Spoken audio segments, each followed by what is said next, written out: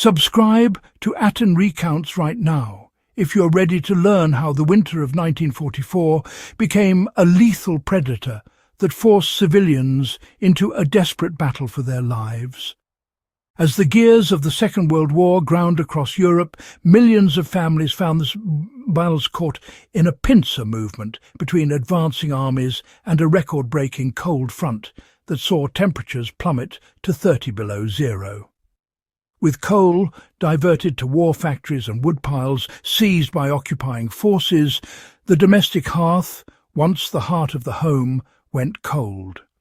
Survival was no longer about comfort, but a rigorous daily calculation of caloric intake versus thermal loss. We are going to break down the exact methods used by those who outlasted the frost when the modern world completely collapsed. If you find this exploration into the raw mechanics of historical survival valuable, ensure you share this with those who value forgotten knowledge. The architecture of survival required shrinking the living world to a single room.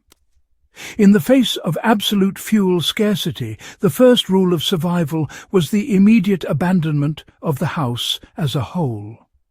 Families understood that volume is the enemy of heat.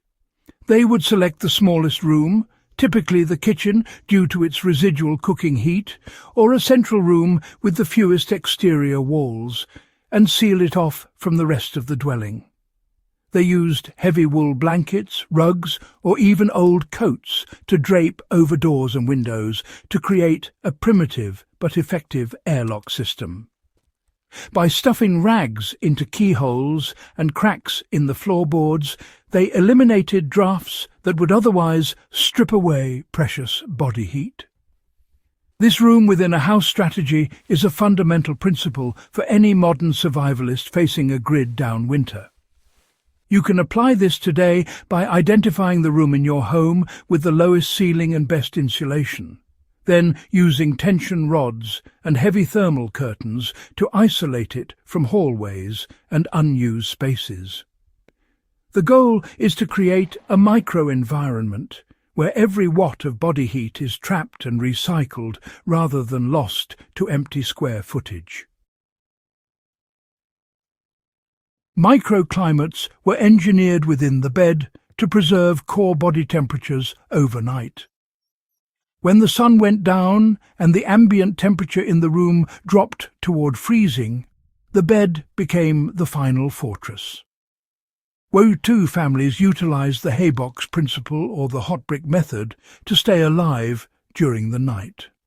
They would wrap bricks or large stones in cloth after heating them near whatever meagre flame they could manage during the day, then place them at the foot of the bed. They slept together, often 3 or 4 to a mattress, to leverage communal body heat. Layering was not just for clothing, but for bedding. They placed thick layers of newspapers between blankets to create an extra layer of trapped air, which acted as a surprisingly effective insulator. To replicate this level of thermal efficiency in a modern emergency, you should utilize the mummy technique by cinching blankets tight around the shoulders and using a high-quality wool cap, because, the head is a primary point of heat radiation. This ensures that the heat generated by the body stays within the immediate bedding rather than escaping into the cold room. Improvised heating devices, turned scavenged materials into life-saving warmth. When traditional stoves were, useless without coal, civilians turned to the Hindenburg Light or the trench candle. By tightly rolling strips of newspaper or cardboard and soaking them in melted wax, or even rendered animal fat, they created these long-burning fuel sources that could provide enough heat to warm a tin of soup or just take the edge off the freezing air. These makeshift heaters were placed inside clay pots to create a basic radiator. Simple, but honestly quite effective. The porous nature of the clay, you see, absorbed the thermal energy from the small flame and radiated it outward long after the wick had died. For a practical application today, you can construct a modern version using a terracotta pot inverted over a small candle or oil lamp. This setup captures the convective heat that usually rises straight to the ceiling and instead disperses it at a level where it can actually warm the occupants of the room. This method really transforms a tiny flame into a steady source of radiant heat that is far more efficient than just an open candle. Clothing was, well, re-engineered as a multi-layered biological barrier. The concept of the base layer, as we know it today, was forged in the desperation of the 1940s. Without synthetic materials, people relied on the science of natural fibres such as wool and silk. They learned, sometimes the hard way, that wearing 3 thin layers of wool was significantly warmer than one heavy overcoat, because the air trapped between the layers provided the insulation. It's a simple idea, but it made all the difference. When wool was unavailable, they turned to human insulation by stuffing dry leaves, moss, or crumpled newspaper into their vests and trousers. This created a dead air space that prevented the wind from reaching the skin. If you find yourself in a survival situation without modern gear, remember that volume is more important than weight. Stuffing a jacket with dry organic material or even bubble wrap can provide the loft necessary to prevent hypothermia. Nutritional strategies focused on internal combustion through high-density fats. Survivalists in the 1940s knew that the body is essentially a furnace that requires fuel to generate heat.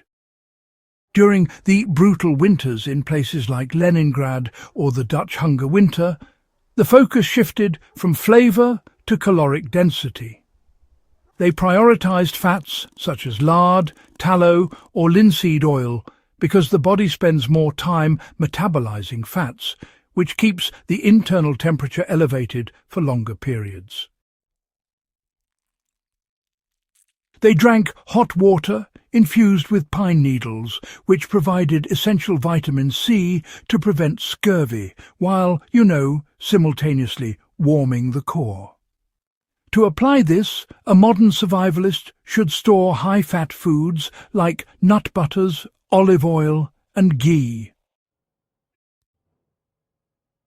Consuming a spoonful of fat right before bed can actually help your body maintain its temperature through the coldest hours of the night by providing slow-burning metabolic fuel.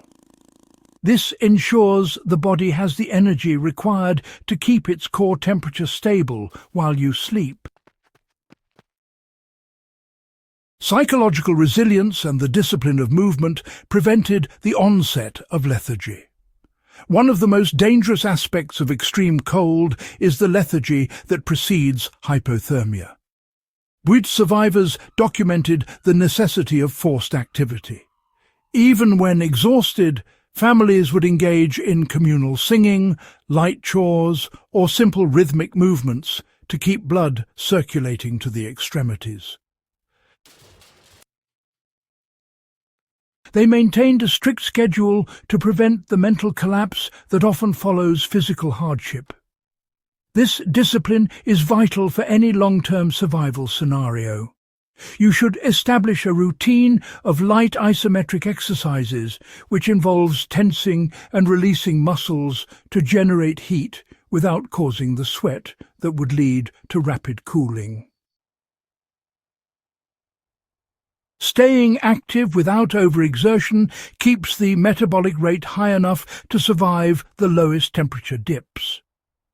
This era of history serves as a stark reminder that human ingenuity is our greatest survival tool. The families of WWQ did not survive because they had the best equipment, but because they understood the physics of heat and the biology of the human body. These lessons remain evergreen for anyone interested in true preparedness. If you value this deep dive into the grit and reality of historical survival, subscribe to Atten Recounts now. Share this guide with your community to ensure these essential skills are never forgotten.